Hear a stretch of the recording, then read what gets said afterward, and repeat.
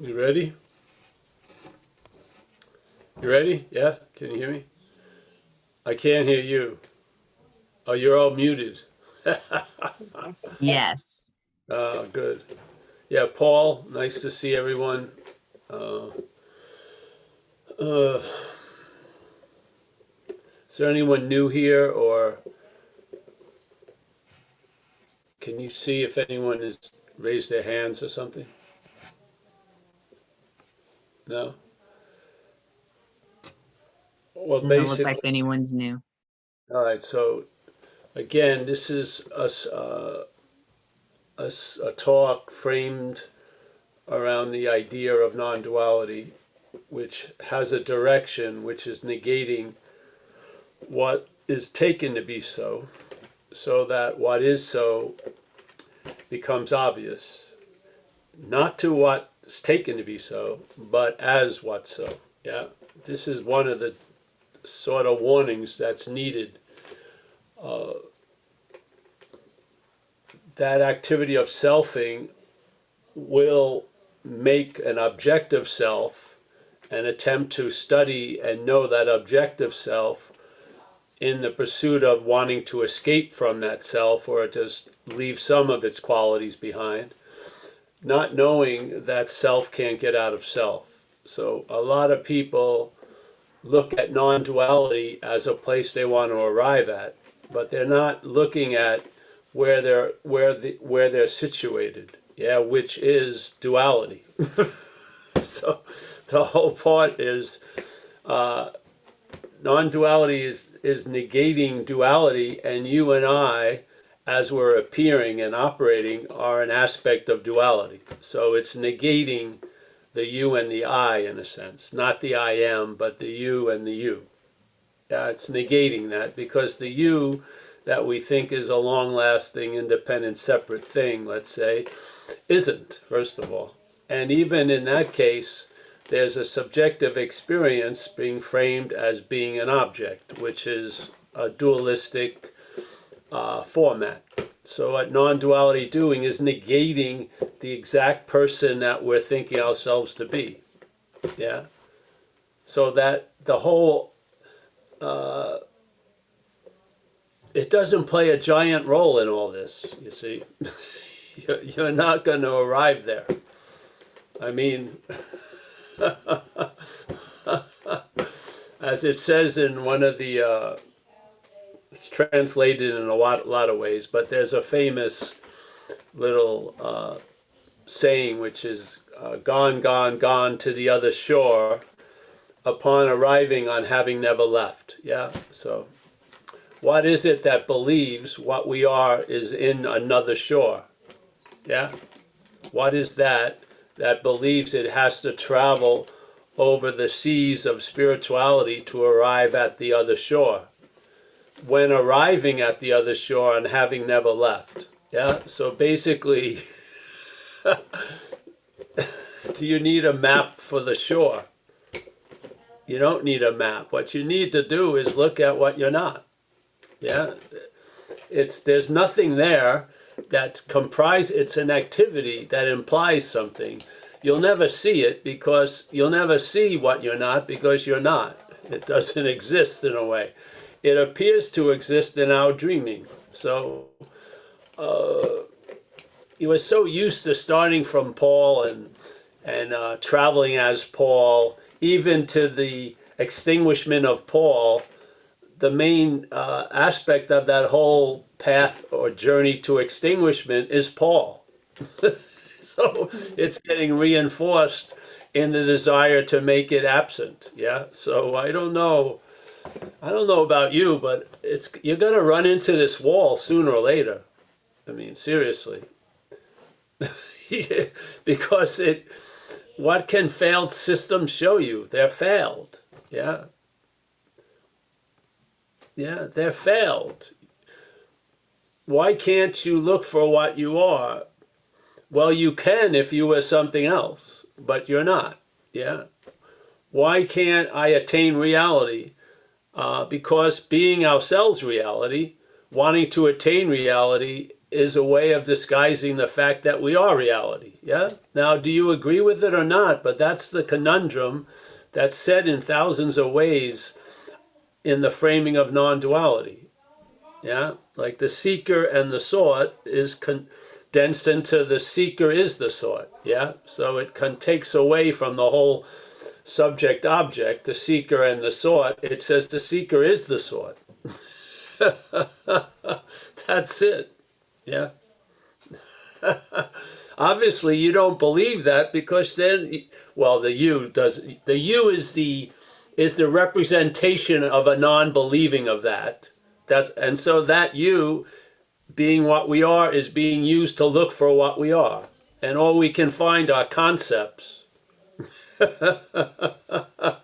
of what we are.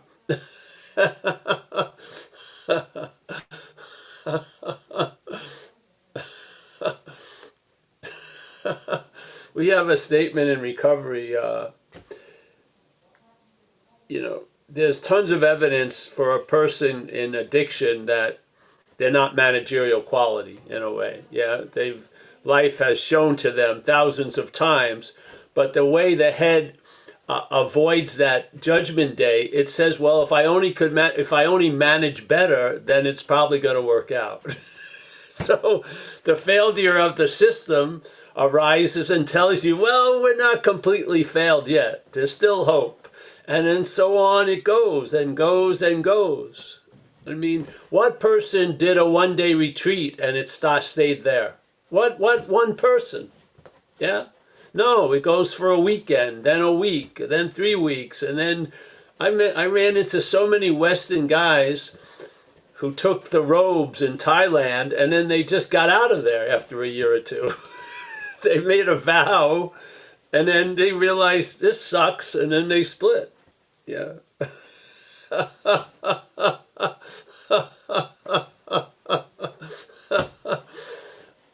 What can a failed system show you? It's failed. Yeah. That's the point. I wanted to read a statement out of an old thing from Ramana Maharshi. I use it at the other meetings. They're all mixed up now. I don't know which is which, but in this one, somebody's asking him about self-will and predestination. It's always a huge topic, especially if you're doing a 4-day thing. At least by the second or third day, it's probably going to come up. Free will, predestination. Which is it? Which one is it? I'd like to know. You're not that wants to know, which is cool. Yeah, but so I'm trying to find the page. So here he goes. Let's see. All right. The guy asks him a question, has man any free will or is everything in his life predetermined? Yeah. So Ramana Maharshi, the godfather of non-duality, yeah, says free will exists together with the individuality. It's a very incredible statement, really. So if there's a feeling or a sense of individuality, part and parcel of that sense of individuality is that individuality having free will. It's like it's a twofer. Yeah. So there's not going to be any sense of free will without the sense of individuality. Okay. So as long as the individuality lasts, so long is there free will, seemingly. So this idea of that which is programmed to believe it's an individual, it's going to keep that programming in place, but is going to deny the free will. That's part and parcel of the programming of individuality. How's it going to work? Yeah? You'll go for 3 weeks and maybe in a controlled environment, you'll think, oh, I have nothing to choose. And then as soon as you go to Starbucks, you're confronted with 50 different kinds of coffee drinks. Yeah? You're sure you were going to order a maca, and then suddenly you get a double espresso latte. Sure sounds like or feels like to the sense of individuality that you made a choice. Yeah? So what's the whole point of these questions? All right. he says here, find out who it is who has free will or predestination. Yeah? So let's use the free will and predestination to ask who is it that feels like it has free will and predestination. He says, then both are transcended. This is the only purpose in discussing these questions. The only purpose in discussing these questions is to see to whom does such questions present themselves. That's it. Yeah. We want to go this way or that way, but what is it that believes it's in a way? Yeah, that. See if it's true or not. Yeah. See if you're a long-lasting, independent, separate entity that has free will. Or, conversely, try to keep your individuality and have a complete belief there is no free will. It's impossible. Yeah, it's just insane. So,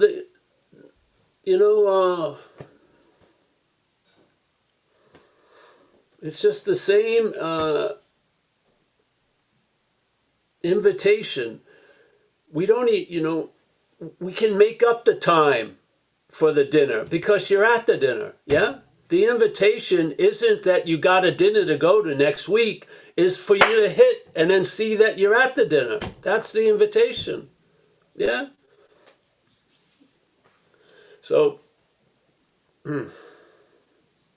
this is how, the cookie crumbled here with the idea of non-duality. Non-duality obviously isn't talking about something.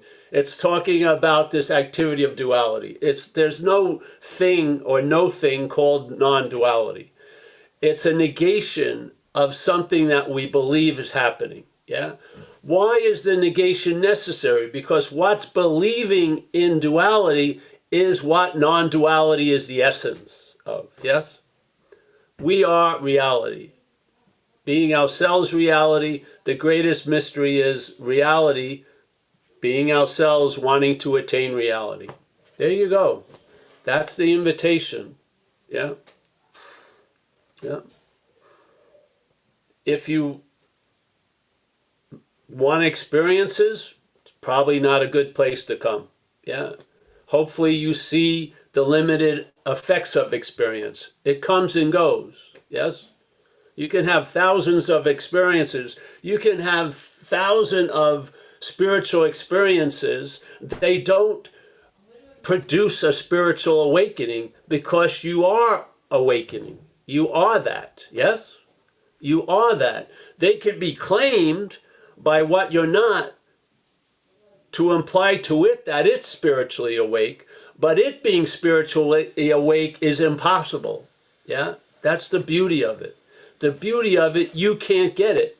The beauty of it, you can't have it. The beauty of it is you can't lose it. Yeah?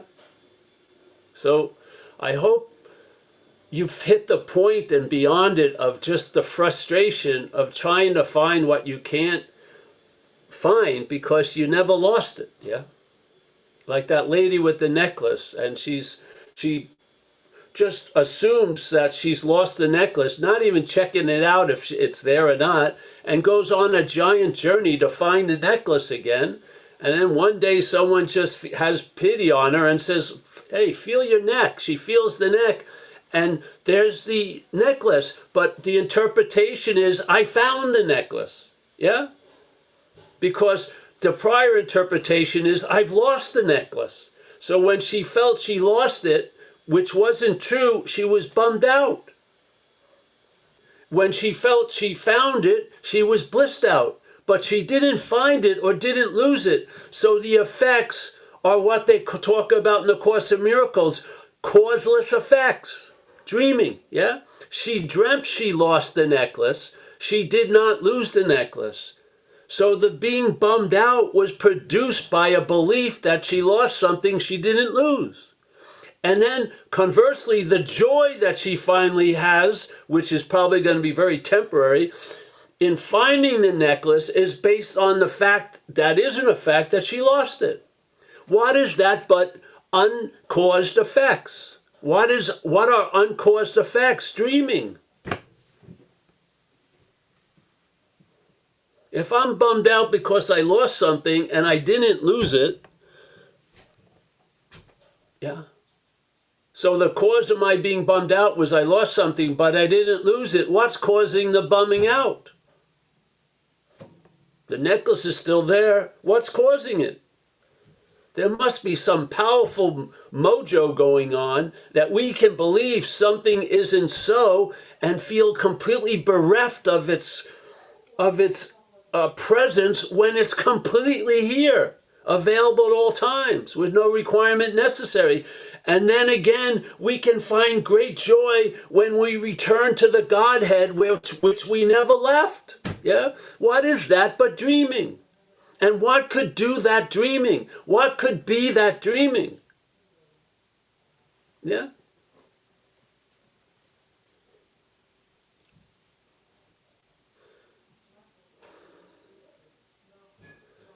If you just follow the cues, it's going to lead.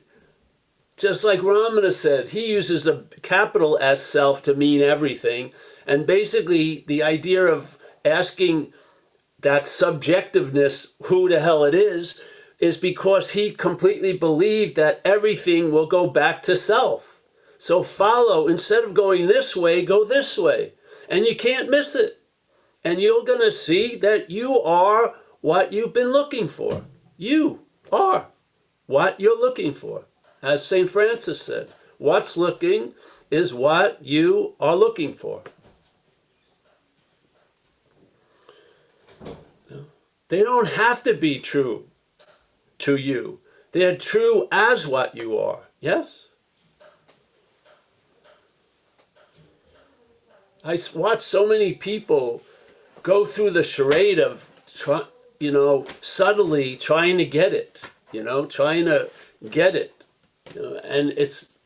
And they believe there's a hidden cryptic meaning when you say you're never going to get it. It means you're going to get it, but no, it means you're never going to get it. Yeah. No, I know it means you're never going to get it. Yeah. The activity called Paul it doesn't have the ability to embrace what it already is. It doesn't. It can't pick it up. Its Geiger counterness can't pick it up. Its sonar doesn't get a ping. Yeah? Its radar doesn't see the blip.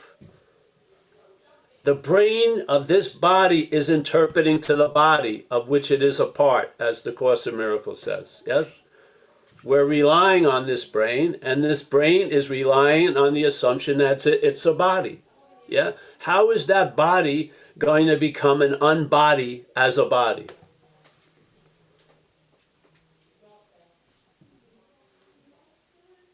I've seen people have incredible difficulty as a body thinking that they're not a body. It's completely dumbfounding to them. And they go, why is it that it sounds like it's so easy to maybe see you're not a body? Well, by seeing it from not being a body. That's what makes it easy. But the body trying to get it's not a body is pointless. It's a pointless dead end. Yeah? Let's move on. Yeah? So just take one statement. A great Zen master, Huang Po. Whatever can be perceived can't be perceived. Just, let's say, put it right here. And then listen to the narrative in the head for 4 or 5 minutes. And see what's up. Because the whole narrative is based on the exact opposite assumption that Huang Po is presenting. The narrative says that which can be perceived is the perceiving. Yeah? You don't have to go to the 58th page of the narrative. The whole premise of it is off. It's sort of like we used to make a joke about an alien planet has some scientists, and they're going to come to Earth to study the Earthlings. And these scientists get a 10-year grant, and they get a beautiful new ship, and they fly to the planet Earth, and they land in America. After about 10 minutes of checking out what's happening, they call back the home planet and say, hey, we're finished here. They go, what do you mean? You got 9 years, 364 days, and 23 hours left. We know all we need to know. Any society that has profit over health of the citizenry is insane. It's insane. It doesn't, you want to keep going and studying more and more? It's insanity. Just that simple. And so they take off. This is the whole thing. See if what talks as you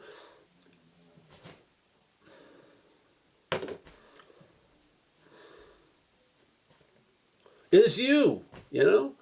Break it down to, you don't have to leave your room. You don't have to leave the chair you're in. You're here now. But is Paul here now, or is there the here now before Paul? Which arrived first, Paul or the here now?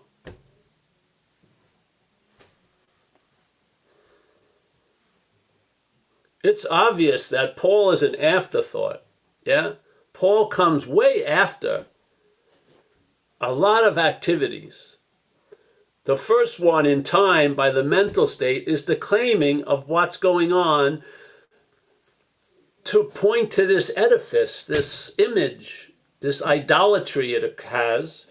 And then there's an addiction that grows with that, constantly pointing to this image. And then suddenly we're taking ourselves to be that image. Yeah, just like the big camera, by looking through the little camera, forgets that it's the big camera somehow. And now can only think about the big camera as the little camera. It can never realize it's the big camera. It can only realize maybe I can become the big camera as the little camera. It's completely, as soon as the identification is taken, all these possibilities shrink up. And now you're going to try to be free as what you're not, instead of recognizing the inherent freedom from it. Yeah?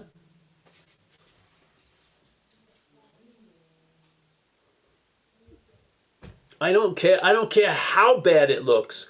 There's going to be so many gaps in how bad it looks, and the obvious fact of what is going to shine through. The head will just forget it in a second, just like how it forgets a miracle in a half an hour, but is obsessed over a weird feeling that's definitely the beginning of a 30-year depression. Yeah, it's insane.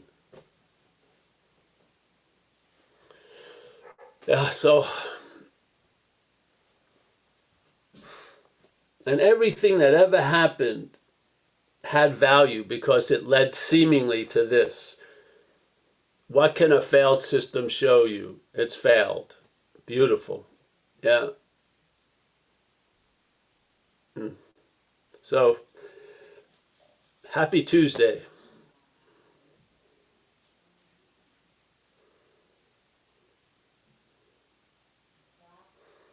All right, anyone have anything? Somebody went to sleep. That's good. PK. 1 down. 30 more to go. Let's go. PK's out he got knocked out in the second round.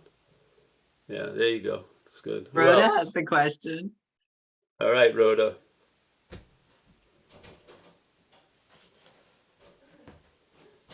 PK's out for Rhoda. Not really, yeah, not really a question so much as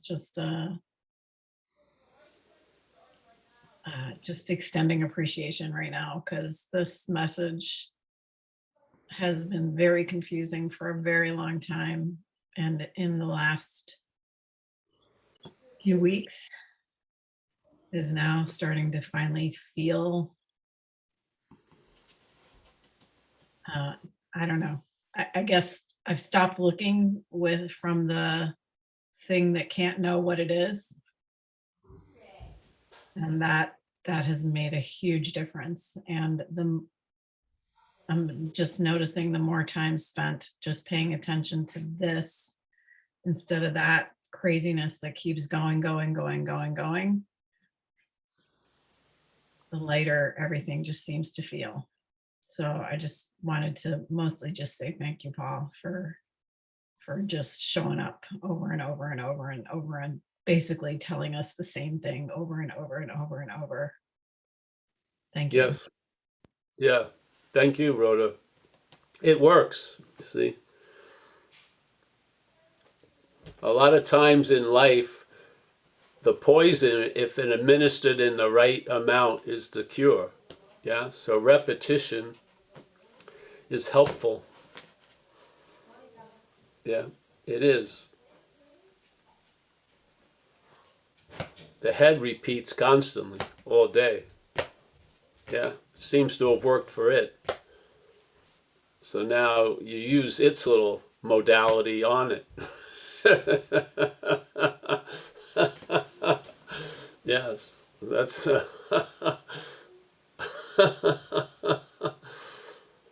see, it's the funny thing is when the patient gets really well, there's never reporting back that it got really well. It lost interest in reports about it being very well. It does. It does. It loses interest in what you would think would be your interesting spiritual stories. It does. I mean, I have people call me and, it's sort of like they've seen the event horizon, and then I said, well, what are you having for lunch? Yes, so let's get on to what's really important. What are we eating?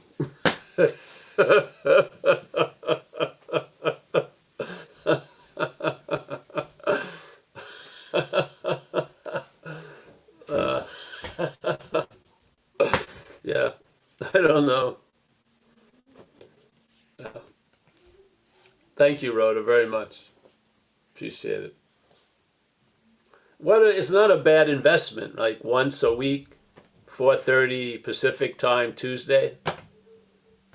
Yeah, it's not a bad deal. You're being asked to do so much. You don't even have to put pants on or anything. You can just be dressed from the stomach up. Yeah. It's a little too hard. I can't take it. Yeah. Yeah. There was that famous thing, I don't know who supposedly said it, but they talked about you're not really worried about being terrible and shit. You're afraid of being great. Yeah. The head. Yeah. So basically, we're in a totally ass backwards move all the time, pretty much. Like the cart seems to appear before the horse, yeah, which it doesn't. But this is all like magic trick that happens, seemingly gets concocted and reinforced through time, yeah. So if you really look at it, it gets down to you've just been looking in the wrong direction, basically. You thought you had to go this way when it was a loss of interest and then stop, and then things are revealed. You only thought they would be revealed when you arrived there, but they're revealing right now. But you're seemingly so intent on arriving there. Yeah. Yeah. That's one of the things that have come up over the years, how ass backwards my whole approach was. It was amazing I had my zipper on the pants in the front, because if I would have gone to my clothes, which it never arrived at, wearing it backwards, people would have pointed out to me. But because we're living ass backwards, and everyone's going in the same direction, we don't say shit. You know what I mean? This is crazy. It's crazy to use what you are to look for it. It is. It's insane. It's an insane activity. So, yeah. Thank you. Yeah. Anyone else there?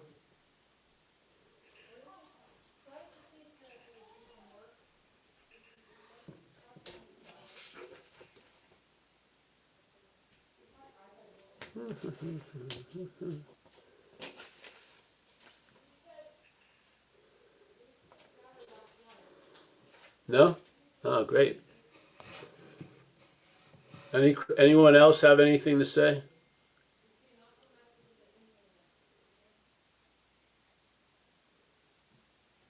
Wow.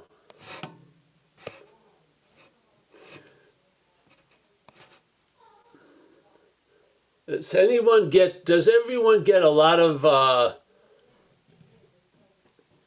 voice messages about your Chevy is in the service department in some kind of auto place? I never owned a Chevy. I keep getting, we're starting to work on your Chevy, miss. I don't have a Chevy.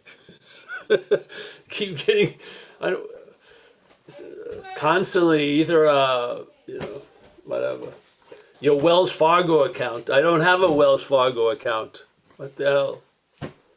And I get these calls from Scam Likely. I have more calls from Scam than anyone else. Scam Likely is constantly calling me.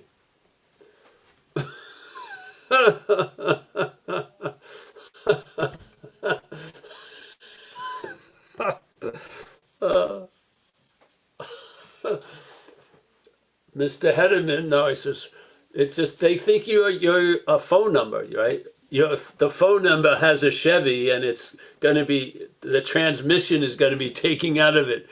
You better call us. I don't have a Chevy. Oh, it's crazy. Paul, Jacob has his hand up. Who? Who is this?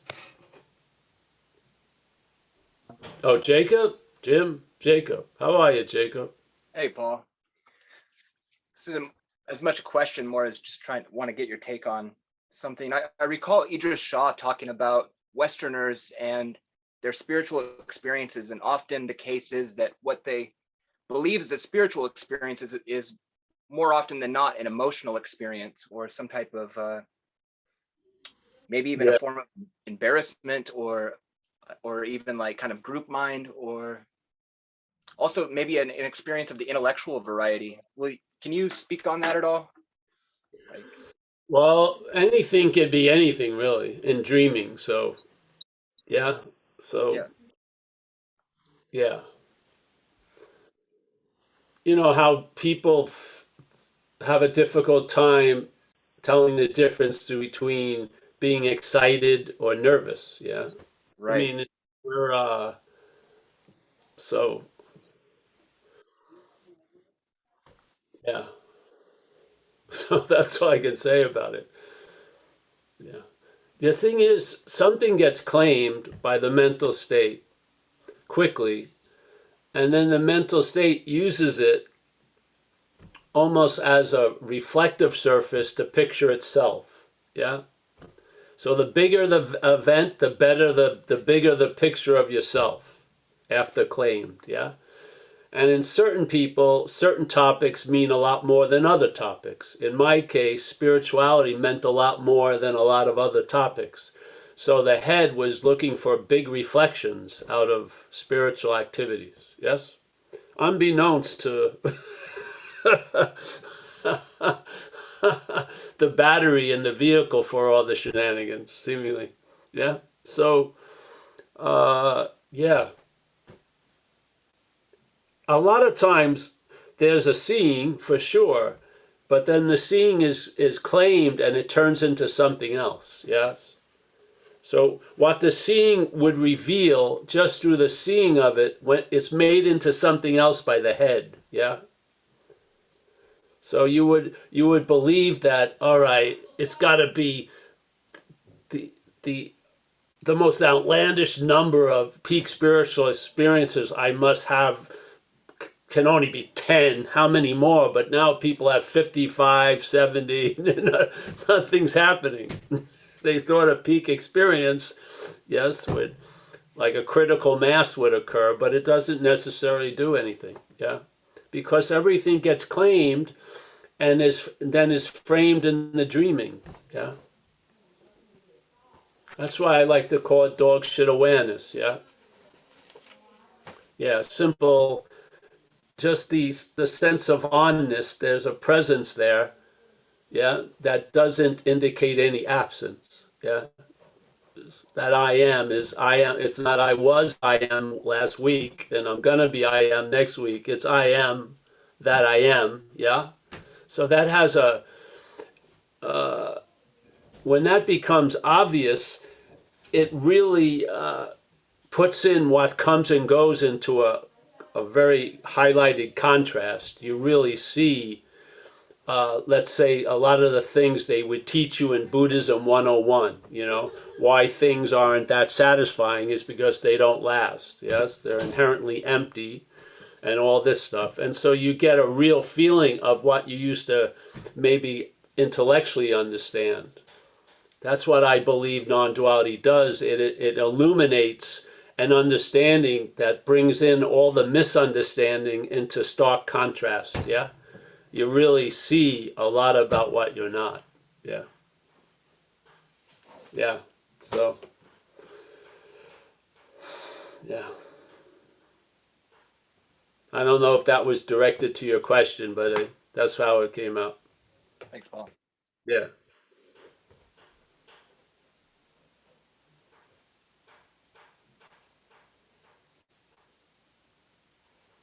Most of us are living causeless effects, aren't we?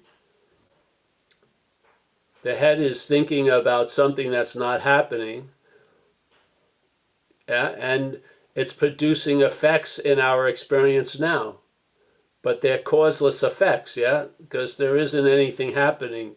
Sort of like the mental anxiety mimics the emotion of fear, but fear is a valid emotion on one level of its response to an apparent threat. Yeah, there needs to be the dance, it's not like dancing with yourself. Something is there that provokes a reaction of fear, and usually, let's say, adrenaline and shit gets released, yeah? But a lot of us are under a lot of anxiety that are really causeless effects, yes? The effects feel real, but they're not coming from a real apparent threat right now. They're made up, yeah? So the head's having a field day making mountains out of molehills. I mean, to me, that's, if you live in time and that goes on for a long time, I don't see how you can not call it slavery, to me. So, yeah. I feel this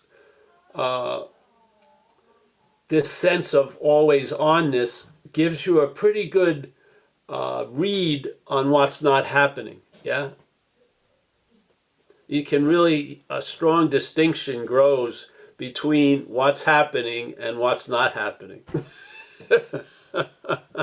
You're in the what's happening camp, and so you can see what's not happening.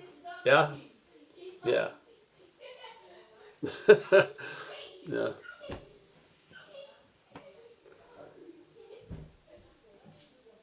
Anyone else? Thanks, Jacob. Yeah.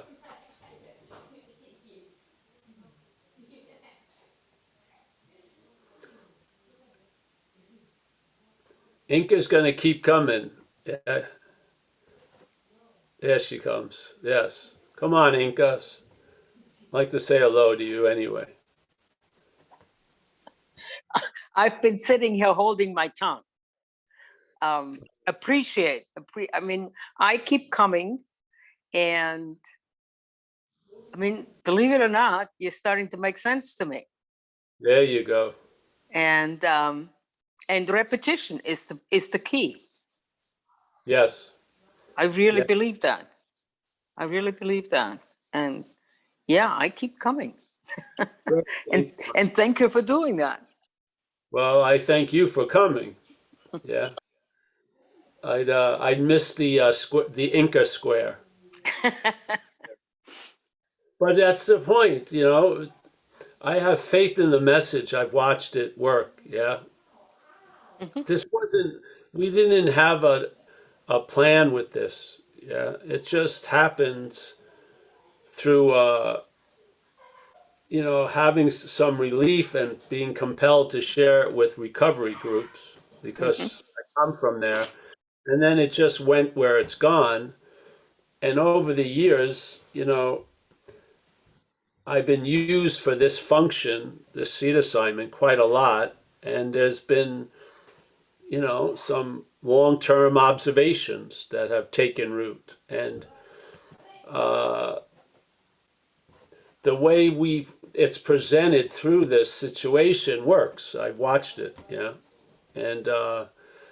and hopefully what's going to allow a sense of that recognition that the two lions have when they see their reflections in the pond, the young lion, old one, it's going to be very valuable when you walk away from the pond and the mental state has you as the sheep that just had a lion experience.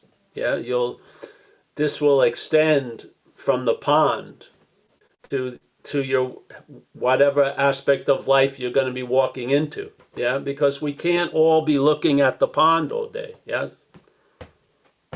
There's going to be something, we're going to leave the pond. I hope I'm following the old story with the lions, yeah? But that's the next book, I think. What do you do after you've left the pond?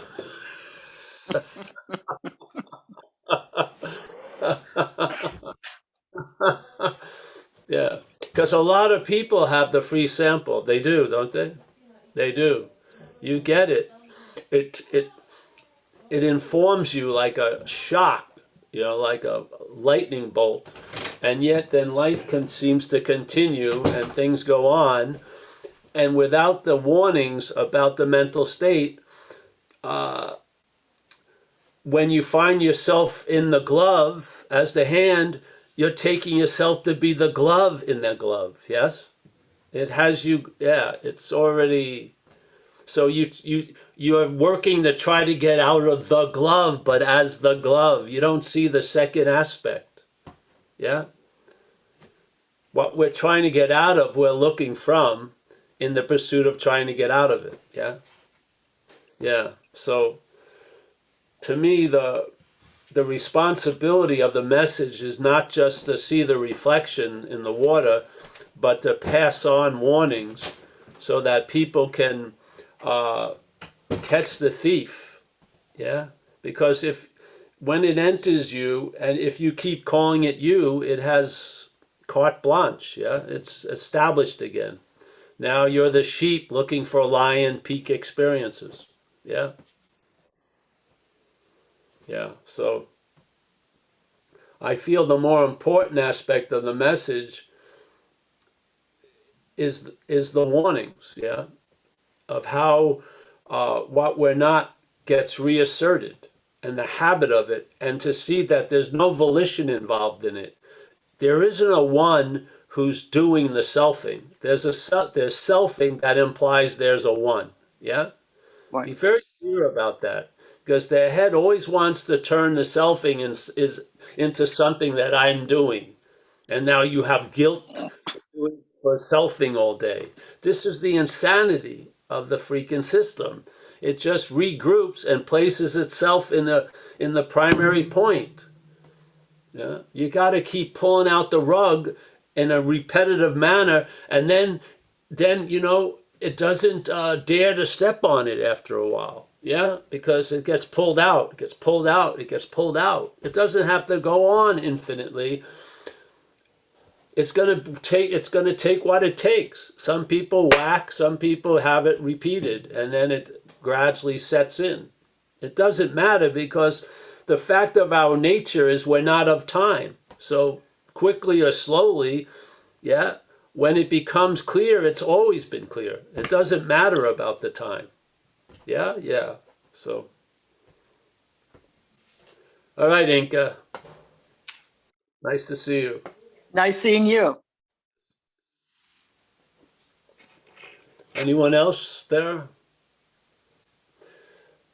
PK's having his nap. Yes. He's still sound asleep. Oh, he's moved. His thumb went up. Yeah. All right. That's good. That's PK's mudra. That means I'm okay. Yeah. Anyone else? We got Walter. Walter's there in the Netherlands. I saw Walter today on another Zoom.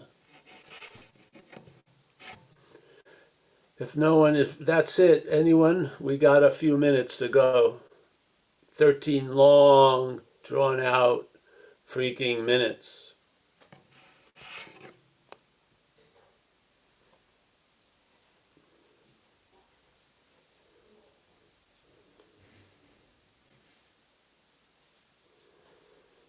Nick B has his hand up. Who? Nick B? Hey, Paul. Hey, You recognize me? I can't. I'm trying to find you now. Oh, there he is. Nick, how are you? Yes. What's up, Paul? I just thought I'd give you a softball since you got 12 minutes to kill. You were talking about getting the calls from the Chevy dealership. Yeah. I remember one time you like to talk about thoughts as being like advertisements. And I really like that metaphor. It served me really well. What was what's like an advertisement? That the mental state, the thoughts Oh, are kind of like ads. They're trying to get you to buy, you know. yes. And two things came to mind. One is the story. I don't know if you've told it on this platform about the rugs in Turkey. Oh, yeah. Yeah, that'll take 12 minutes. There you go. Good to see you, man. Nick's a plant. Yeah. I run into trouble, he goes up. Send the check in the mail. Well, yeah, the old rug story is very. Did I have it? Have I said this one, Rhoda, here? No? Oh, so yeah, this is nice. So in 2000, I think I was going across the world, yeah? And I had started from Australia, and at this point I was in Turkey for, got there January 1st, I think, or December 1st. And I stayed in a guest house and we met some other tourists and we went to where everyone goes in Istanbul to this, the Blue Mosque and the Sophia.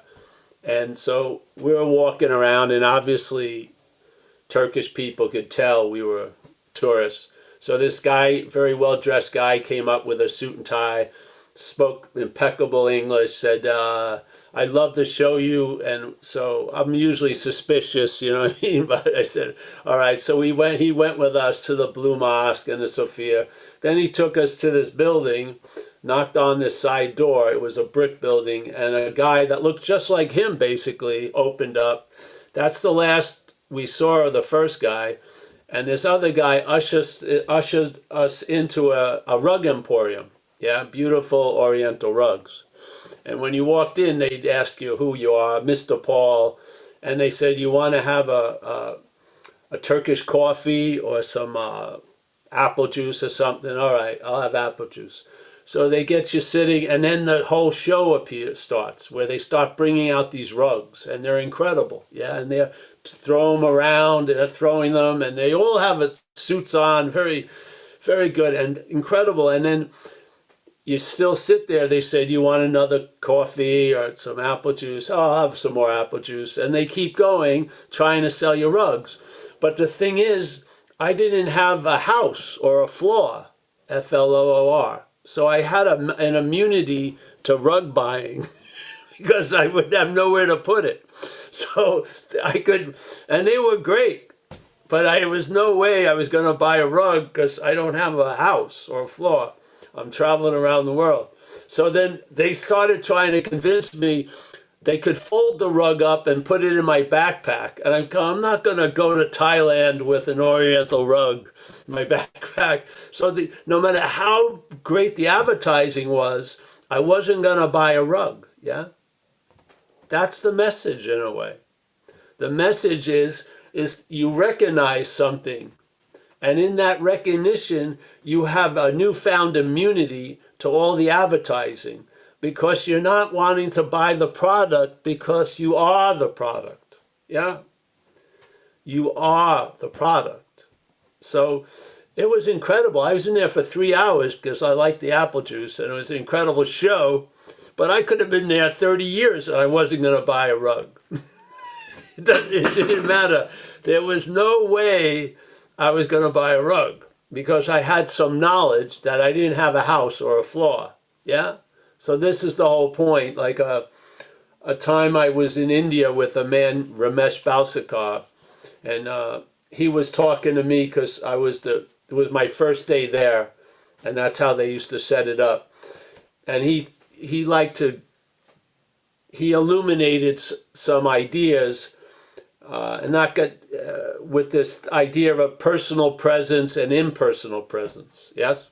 So he says, "Do you have a place to stay when you're at home?" And I said, "Yeah, I do. I have a house." He says, "All right.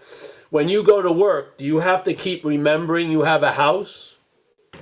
And I said, "No, I don't. I know I have a house." Yeah. So when I'm at work, me being at work doesn't threaten the knowledge that I have a house. Yeah. I can be at work and still know I have a house. So I says, "All right. So there's the impersonal presence and the personal presence. The personal presence doesn't have to remember the impersonal presence because it is the impersonal presence. It's much better than having a house. You are the house that's at the job." You get, so basically, the idea of the impersonal presence, trying to remember that, no, the personal presence, trying to remember it's the impersonal presence, is only remembering the freezing crazy idea that there's a personal presence. You see? You see the beauty of it? You're thinking you're remembering the impersonal presence, but all you're doing is remembering the personal presence. You don't need to remember the impersonal presence. You are the impersonal presence. Yes? Yeah, so there you go.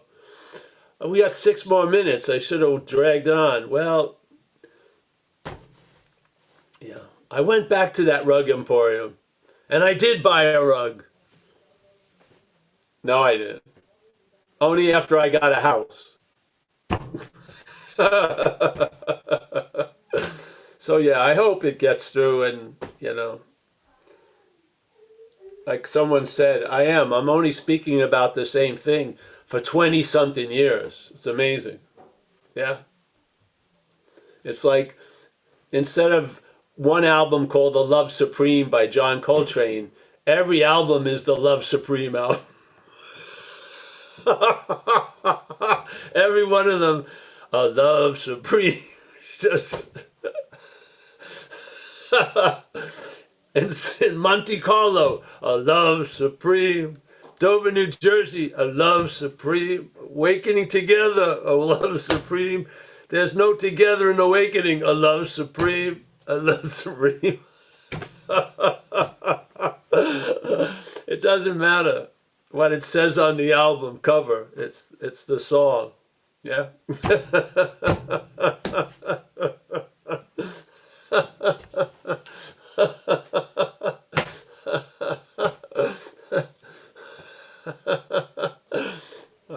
Yes. It's a challenge. Yeah. It's a challenge to say the same thing every time for 20-something years. It is. You got to really, it's sort of like a Rubik's Cube for the head. The head kind of trying to, and then it forgets, and the next meeting, it's just, what? How many metaphors can you use? Stories about Turkey and fucking big cameras and small cameras and intestinal flora. Every possible idea, trying to get it through. Running into the mental logic that twists it into something else. It's funny. So yeah, thanks, Nick. I think that's it, unless anyone has a burning desire. And if you do, I'm definitely not going to answer that. Let the house burn. That's its value. Yeah. All right. Is that it? Let's just, we'll have 4 minutes of Zen Bitch Slap advertisements. There's nothing happening in Zen Bitch Slap. There's nothing going to happen in Zen Bitch Slap. And if you're waiting for something to happen in Zen Bitch Slap, Nothing's going to happen in Zen bitch slap. No, there is something. Yeah, whatever.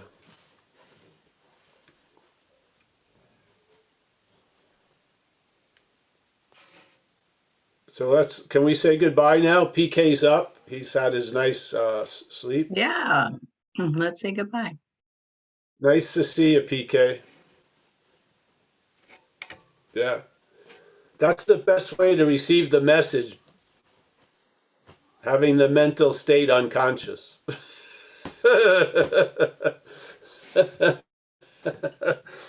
Or a spiritual suppository, one or the other. They both work. We got Victor. Nice to see you, Victor.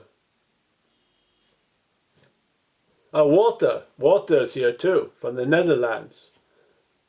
I forgot him in a couple hours. Nice to see you, Walter. We got Inca. Inca, where are you from originally? Inca. I grew up in Germany. Oh, nice to see you, Inca. Yeah. We got Jacob from Seattle.